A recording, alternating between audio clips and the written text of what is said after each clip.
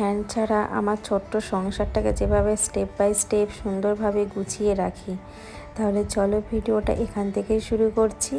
Hello everyone, good morning. কেমন আছো তোমরা সবাই? আশা করি সবাই ভালো আছো।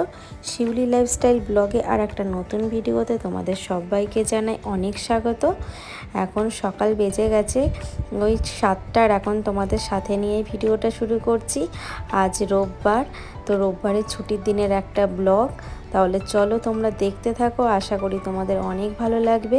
তো সকালবেলায় ঘুম থেকে উঠে গেছি ওই 6টার দিকে, মানে অনেকক্ষণ আগেই উঠেছি। তারপরেই তোমাদের সঙ্গে ভিডিওটা শুরু করছি। তো বাসি ঘর ঝাড় দিয়ে বিছনাটাও গুছিয়ে নিয়েছি, আর আমি কিন্তু ফ্রেশও হয়ে গেছি। আর এদিকে ভাতটা কিন্তু বসিয়ে দিয়েছিলাম, তার কারণ হচ্ছে আমার ভাই সানডেতেও ডিউটিতে যায়ও, যার জন্য আমাকে ছুটির দিনেও তাড়াতাড়ি উঠতে হলো।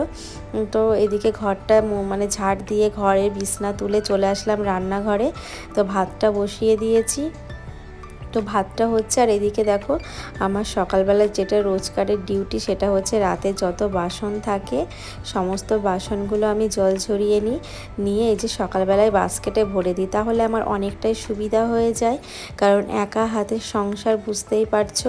আমি যদি এই বাসনগুলো গুছিয়ে রাখি, রান্না করতে গিয়েও আমার কিন্তু বাসন খুঁজতে অসুবিধা হয় না। তাই যে টিফিনের বাসন, মানে যেইগুলো ডিউটিতে নিয়ে যাবে সেইগুলো কিছুটা বার করে রাখবো হাতের সামনে, তাহলে আমি কিন্তু খাবারগুলোও দিয়ে দিতে পারবো। আর যেগুলো শুকিয়ে গেছে সেইগুলো আমি এই যে এখন রেখে দিচ্ছি।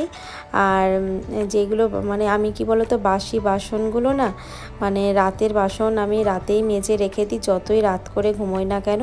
সেটা তোমাদের আগের ব্লগে দেখিয়ে মানে বলেছি, তোমরা সেটা নিশ্চয়ই জানো। তো এদিকে আমার কিন্তু বাসনগুলো দেখো সমস্ত গোছানো হয়ে গেছে। তারপরে সবজি কাটবো, রান্না আছে, তো সংসারে তো সমস্ত টুকিটাকি কাজ আছে, তোমরা তো জানোই। তো এদিকে দেখো আমি রান্নাঘরের ওভেনটা ভালো করে পরিষ্কার করে নিচ্ছি, সেলফগুলো। তার কারণ হচ্ছে রাতে আমি কিন্তু ওই যে বললাম, যত রাতই হোক না কেন আমি এইগুলো গুছিয়ে নিয়েই ঘুমোই। তবুও সকালবেলা উঠে না একটু পরিষ্কার না করলে দিনটা শুরুই করতে ভালো লাগে না। আর রান্নাঘরটা সবসময় যদি পরিষ্কার টিপটপ থাকে না, রান্না করতেও ভালো লাগে। কিন্তু সেটা কিন্তু পরিষ্কারের পেছনেও কিন্তু অনেকটা কিন্তু খাটনি থাকে, আর অনেকটাই কিন্তু মেনটেন করতে হয়। তো রাতের বেলা পরিষ্কার করে রাখি, তাই সকালবেলা একটু না করলেও ভালো লাগে না। কারণ এই যে রাতে টিকটিকি আরশোলা ঘুরে বেড়ায় কিনা তার কোনো ঠিক নেই। তার জন্য রান্নাঘরটা দেখো সমস্ত কিছু ক্লিন করে নিয়ে এই যে যা সবজি কী মানে কাটবো সেইগুলো ফ্রিজ থেকে বার করে নিলাম। আর তারপর বসে গেলাম সবজি কাটতে, সবজি কেটে রান্না করব। এখন জানো তো রাতে যে সবজি কেটে রাখতে পারি না, তার কারণে রাতে মামামের পড়ানো থাকে, প্লাস আমার ভিডিও এডিটিং থাকে, যার জন্য সময় হয়ে ওঠে না। আবার রাতে রান্নাও থাকে, মেয়ের পড়ানো, সমস্ত কিছুই এখন একদমই সময় পাই না। তার জন্য কিন্তু দেখো সকালেই সবজিগুলো কাটতে হচ্ছে। তো যেহেতু আজকে রুটি করব সকালে, যেহেতু বাড়িতে আছে ছুটির দিন, সারা সপ্তাহে তো যেমন তেমন টিফিন করে নিই। তো ওই জন্য আজকে যেহেতু ছুটির দিন, বাড়ি থাকলে আমাকে একটু কিন্তু হেলদি ব্রেকফাস্ট মানে করে দিতে হয়। যেমন রুটি সবজি, বা কোনো দিন হয়তো লুচি পরোটাটা বেশি অ্যাভয়েড করি, কারণ আমাদের যেহেতু অ্যাসিডিটির সমস্যা আছে, যার জন্য সমস্ত কিছু কিন্তু একদম মানে কম মশলা বা কম তেলের খাওয়ারই চেষ্টা করি। তো এদিকে কিন্তু এই যে আমার সবজিগুলো কাটা হয়ে গেছে, আর আমি এদিকে কিন্তু রান্না বসিয়ে দিয়েছি, রুটি করব, তার জন্য কিন্তু সবজিগুলো কেটে নিলাম। তো সমস্ত রকম সবজিগুলো কেটে নিয়েছি। আসলে গরমকাল পড়ে যাচ্ছে, গরমকাল বলে না, আমরা সবসময় কিন্তু রুটি খাওয়ার জন্য সব রকম সবজিই করি। এতে কি হয় বলো তো, বাচ্চারাও খায়, তার সঙ্গে আমাদেরও খাওয়া হয়ে যায়। আর সবজি খাওয়া একদিকে ভালো, অন্য সময় দেখবে বাচ্চারা সবজি খেতে চায় না। তো এইভাবে কিন্তু সব রকম সবজি মাঝে মধ্যে রান্না করলে দেখবে অনেকটা মানে সবজির যে সমস্ত রকম সবজির প্রোটিনটা পাওয়া যায়। আর আমাদের কিন্তু মাঝে মধ্যেই কিন্তু আমরা সবজিটা বেশি করি, আমাদের ঘরে সবজিটা বেশি হয়। তার কারণ হচ্ছে সবজি খাওয়াটা খুবই দরকার। আমরা কিন্তু ভাত রুটি কম খেলেও সবজিটা আমাদের বেশি থাকবেই। আর যেহেতু এখন গরমকাল পড়ে যাচ্ছে, গরমকালে সমস্ত রকম সবজি কিন্তু তেল মশলা কম যত খাওয়া যায় ততই ভালো। তো আমরা কিন্তু তেল মশলা একদমই কম খাই। তো এইদিকে কিন্তু সবজিটা মানে হয়ে গেছে প্রায়, আর এদিকে আমি কিন্তু আটাটা মেখে রুটিটা করছি। তারপরে কিন্তু হাজব্যান্ডকে খেতে দেবো, ভাইকে খেতে দেবো। আর সকালবেলা ঘুম থেকে তাড়াতাড়ি উঠি বলে কিন্তু এত কাজগুলো স্টেপ বাই স্টেপ করে নিতে পারি। তার কারণ প্রত্যেকটা কাজ সকাল থেকে উঠে আমি আগে ভেবে নিই যে কোন কাজটা কোনভাবে শুরু করব, সেইভাবে করারই চেষ্টা করি। কারণ একা সংসার, আমার ছোট্ট সংসার, ছোট বড় বলে কোনো ব্যাপার না, সংসারে প্রত্যেকটা কাজই কিন্তু একই রকম থাকে।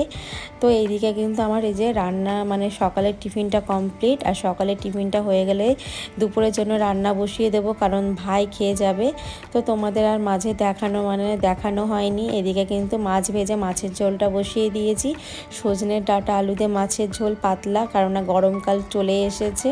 আর এদিকে লাল শাক দেখো কেটে নিয়েছি, লাল শাকটা ধোয়া হয়ে গেছে। এখন কিন্তু মাছটা দিয়ে একটু ফুটে গেলেই নামিয়ে নেব। তো তোমাদের যেটা বললাম, আমার যেহেতু ছোট সংসার, তো ছোট সংসার হলেও কিন্তু আমি সকালবেলা উঠে প্ল্যান করে নিই, কারণ আমার কোনো হেল্প করার মতো কেউ নেই বা কোনো মেড নেই যে আমাকে কাজে হেল্প করে দেবে। আমার কাজ আমি নিজে করি, আর আমার নিজের কাজ আমি নিজে করতেই ভালোবাসি। সে যেমনই হোক না কেন, আমি যদি সারাদিন করতেও না পারি তবুও কিন্তু আমি যেই কাজটা করব সেটা কিন্তু একদম কিন্তু মনোযোগ দিয়ে করার চেষ্টা করি। তো এইদিকে লাল শাকটা যে ভাজা বসিয়ে দিয়েছি, এদিকে পেঁয়াজ আর একটু কালো জিরে দিয়ে দিলাম, দিয়ে কিন্তু লাল শাকটা করব। আর আমাদের কিন্তু লাল শাকটা আমার হাজব্যান্ডের সবথেকে বেশি পছন্দের। আর লাল শাকটা আমাদের কিন্তু প্রায় হতেই থাকে। তো 2 আঁটি নিয়ে এসেছিল, অনেকটা বেশি হয়ে যাবে। আজকে করলাম, আর কিছুটা রয়েছে সেটা কালকে করে নেব। আর আমার কিন্তু হেল্প করার মতো যে তোমাদের বললাম কেউই নেই, আমার কাজ আমাকেই করতে হয় যতই কষ্ট হোক না কেন। আর তার থেকে বড় কথা হচ্ছে, আমি যদি আমার কোনো মানে মেড থাকতো তাকে দিয়ে হয়তো আমি ভরসা পেতাম না। তার কারণ তুমি নিজে যতই খাটো না কেন, নিজের কাজটা যতটা করবে পারফেক্ট করবে, কোনো মেড কিন্তু ততটা পরিষ্কার করবে না। এই জন্য আমার কিন্তু ভালো লাগে না, আমার যতই কেউ কাজ করে দিক আমার পছন্দ হয় না, আমার কাজ আমাকেই করতে হয়। সেটা ভবিষ্যতের কথা পরে হয়তো কোনো দিন হয়তো মানে কোনো অসুবিধার জন্য নিতেও পারি। সেটা কিন্তু অসুবিধা না হলে কখনোই আমি কিন্তু এই কথাটা ভাবি না যে আমি কোনো দিন বা হেল্প করার মতো বা কোনো মেয়েকে দিয়ে আমি কোনো কাজ করাবো। আমার মনে হয় আমার যতটা মানে আমার শরীরে যতটা দেবে, আমি যতটা এনার্জি নিয়ে করবো ততদিন আমি কিন্তু করে যাব এইভাবে। আর সংসারটা আমার ছোট হোক যাই হোক, আমি আমার কাজগুলো কিন্তু ভালোবেসেই করি। তো এদিকে কিন্তু সমস্ত রান্নাবান্না কমপ্লিট। আর এদিকে দেখো বাসন কিছু ছিল, মেজে নিলাম।